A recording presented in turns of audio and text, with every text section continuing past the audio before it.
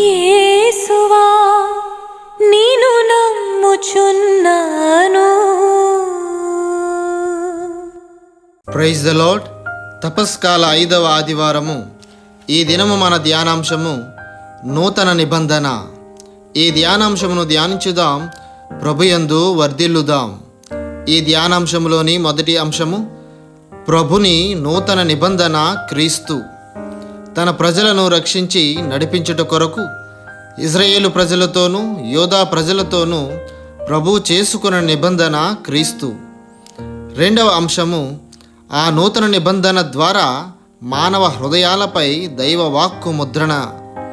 మూడవ అంశము ఆ నూతన నిబంధన ద్వారా మనము దేవుని ప్రజగా, దేవుడు మన దైవంగా అనుగ్రహం.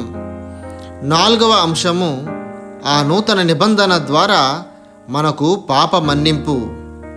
ఐదవ అంశము ఆ నూతన నిబంధన ద్వారా దైవ చిత్తానికి విధేయత మార్గం, విధేయించు వారికి శాశ్వత రక్షణ వరం.